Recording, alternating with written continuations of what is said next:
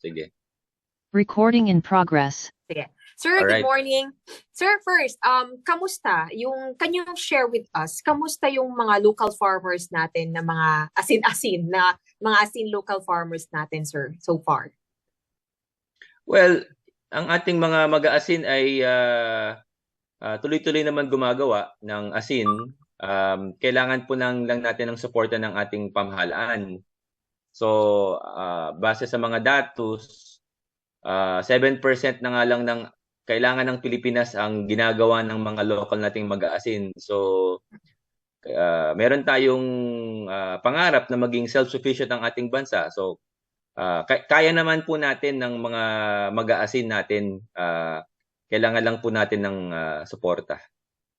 Pero sir, balikan natin yung history. Naging self-sufficient naman tayo, sir, before, bago yung asin law, yung 1980s, 1990s. Kamusta ba, sir, yun, compare ngayon? Ano ba tayo dati? Ang self-sufficiency ng bansa natin, mga 1960s we were self-sufficient, no? Pero sometime in the 70s, nagsimula ang decline. So wala pang asin law, nagde-decline na ang salt production. Pag sinabing nagde-decline, it's more of lumalaki ang populasyon natin, dumadami ang pangangailangan ng bansa, kailangan ng asin sa iba't ibang gamit, gaya ng fertilizer ng coconut, gaya ng industrial, hindi lang yung kailangan ng tao. So, habang dumadami ang tao, hindi naman nadadagdagan ng asinan. So, kailangan nating dagdagan ng asinan. So, kaya lumapit kami sa pamahalaan, sa Senado, at sa para i-review na ang asin law at i-review na ang ano ba ang magandang panukalang batas o bills para madagdagan ang mga asinan at mabuksan pa ang shoreline natin. Sir, ano yung mga reason, aside doon sa dumadami yung tao, ano pa yung reason kung bakit nagkukulang tayo, sir, sa asin? Meron ba yung mga farmers na nagda-divert na lang, yung mga areas nila, naging residential na lang? May ganun ba, sir, na scenario ngayon? Merong mga ganung scenario, but mostly doon sa malalapit sa Metro Manila. Alam nyo kasi ang naintindihan naman natin sa industriya na ang mga area gaya ng Metro Manila, doon talaga nagdadagsaan ng tao. Lumalaki ang populasyon ng Manila from the 1960s, 1970s, 80s, 90s. Dumadami ang tao. I think mahigit 14 or 15 million na ang tao ngayon sa Metro Manila. So, saan naman titira at saan naman maghahanap buhay ang mga tao? Kailangan po talaga nila ng additional na area. So, ang sa amin naman, dito sa salt industry, naintindihan naman natin yon. Ang sinasabi natin sa pamahalaan, kailangan lang natin buksan ng shoreline natin kasi napakaluwang pa po ng Pilipinas. 36,000 kilometers ang shoreline. So, kung ganun kaluwang ang Pilipinas, mayaman tayo sa tubig dagat, kailangan po natin buksan ang mga area na to. So, humingi po tayo ng suporta para mapabilis ang pagpo-process ng mga permit ng pamahalaan, gaya ng ECC at gaya ng lease agreement.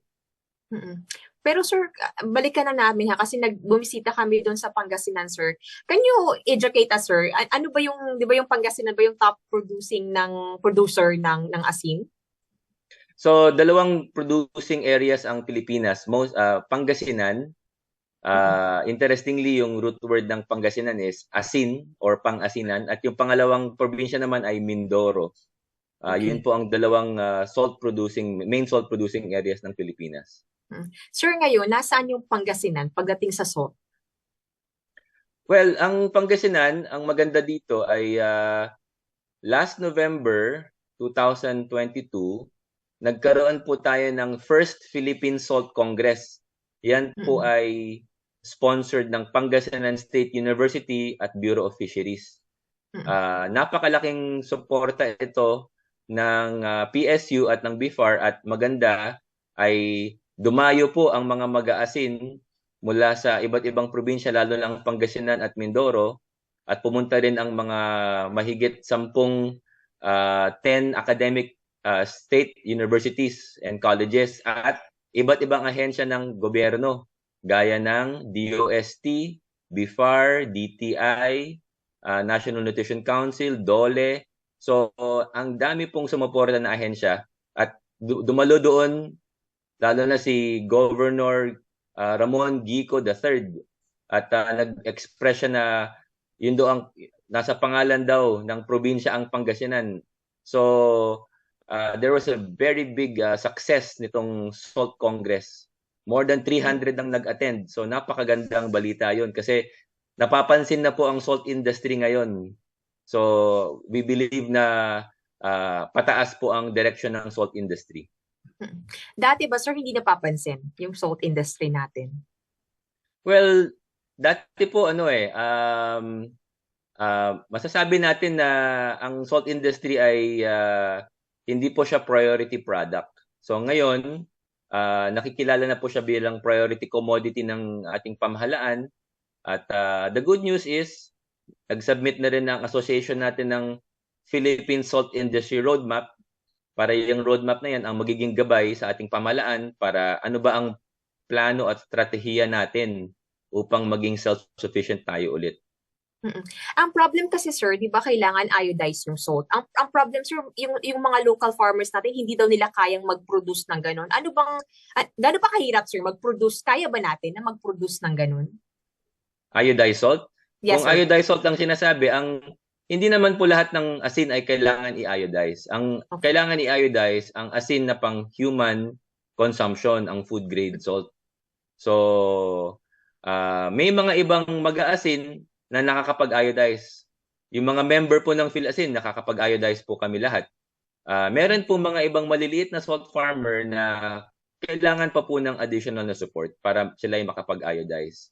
Nung itayo yung Republic Act 8172, ang Asin Law, may suporta naman pong dumating sa salt industry. Pero sa tingin ko, pwede pang dagdagan.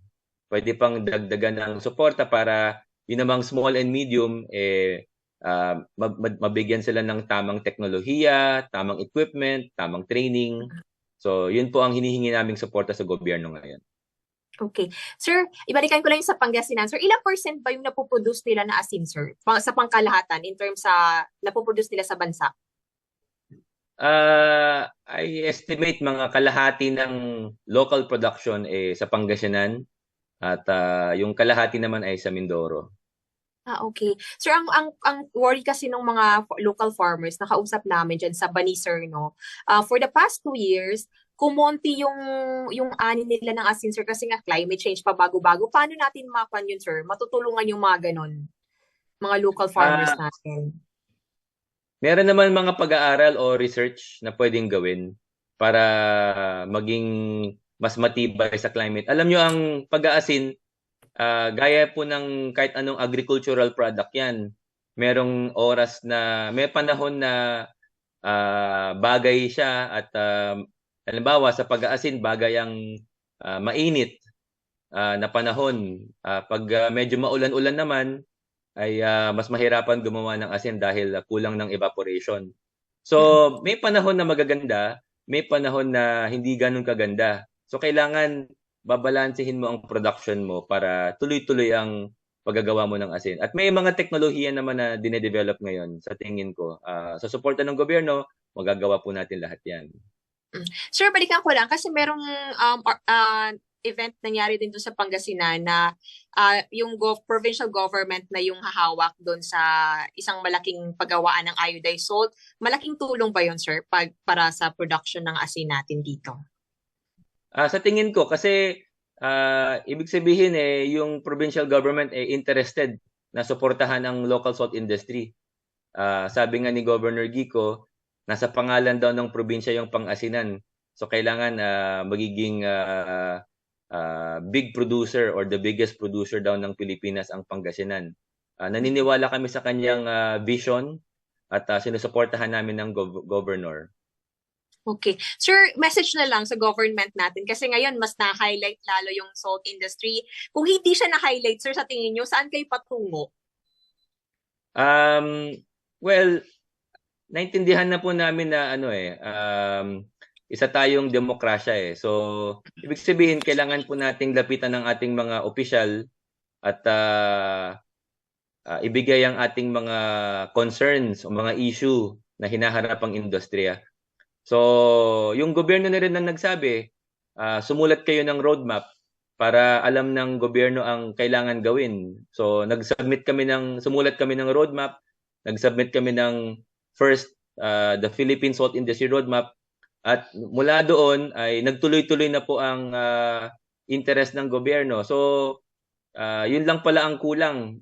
Wala pong isang datos o isang strategy na gagamitin ng ating gobyerno upang alam ng gobyerno ang paano tutulungan ng industriya. So I think paakyat na po ang industriya ngayon kasi nagsasama-sama po ang private sector, ang mga small and medium and large producers, ang mga academic sector SUCs at ang government sector. Kung lahat po tayo magsama-sama, sa tingin ko hindi po pabagsak kung hindi paakyat ang production ng asin. So as you know, 7% na lang ang production ng asin na sinusupply ng bansa. Pero with this kind of baseline, there's nowhere but up. So we're very optimistic sa direction po natin. Sa roadmap niyo, sir, kailan yung target niyo na makukuha yung self-sufficiency natin sa asin? It depends on depende siya sa investment. Kung gaano kadami at gaano kabilis ang investment. So it takes time para magpatayo ng asinan at mag-train ng worker. Available naman po yung mga tao na naghahanap ng hanap buhay. So it all depends kung ano po yung makukuha natin na suporta. Pero ready po kami sa salt industry upang matugunan ang pangangailangan ng bansa natin. We just need to work together. Pero sir, ang problem kasi ng iba, parang yung situation natin ngayon na past few years, ang iba ayaw nang mag local farmer na kasi nagda-divert na lang. Isang problem din ba yun, sir, na talagang na-encounter ninyo? Ang paniniwala namin yung conditions ng isang industry, ang tawag po doon ease of doing business, no? Kung the condition ng negosyo diyan sa industriya na yan ay mahirap, ibig sabihin maybe the ability to go through government processes or the ability to conduct your business or yung suporta or yung mga marketing ganon. Kanya-kanya po yan may mga member kami na quite successful naman yung kanilang salt business at may mga ibang member naman tayo na humihingi pa po ng tulong. So iba't iba po yung condition ng iba't ibang salt farmer. Ang kailangan po natin is may strategy na po tayo at yung tamang suporta po para sa mga tao. Example, may mga ibang producer na kailangan nila ng iodizing machine. Yung ibang producer na kailangan naman nila marketing support. Yung iba naman technology. So sa iba-ibang klaseng pangangailangan, iba-iba po yung ating suporta. So I think kaya po natin yan. Okay. Sorry, last na lang kasi may nabasa akong article. Ikaw yata yung in-interview. Nagkaroon kayo ng comparison sa Pilipinas at saka sa Vietnam, which is ang Vietnam ang liit lang ng shoreline. Tama ba? Pero ang laki ng production nila. Sa tingin nyo, ano yung meron sila na wala tayo? Well, magandang tanong yan. Ang Vietnam is since the 1990s, meron na silang roadmap at yung kanilang Minister of Rural Development, meron silang 5-year plan since the 1990s. So every 5 years ina-update nila yung plan at nagdadagdag na sila ng salt farm even back then. So as a result, ang salt farm ng Vietnam is around 11,000 hectares. Whereas sa so they are about 70% self-sufficient kahit na mas maliit ang shoreline nila. I think ang shoreline nila parang nasa 3,200 kilometers lang. So malaki ang factor ng government support you can see in that example. So ngayon nakita natin ng ating pamahalaan at nag-salt congress na po kami at napapansin na po ang salt industry sa Senate at sa House of Representatives. Paniniwala namin mag-aakit na po ang industriya ng local salt natin. In what span, sir? Yung timeline ninyo, may timeline ba kayo, sir, sa mga susunod na 2 taon, 5 taon? Ano po ba yung tinitignan natin, sir? Well, we hope to get the bill passed itong Congress na to.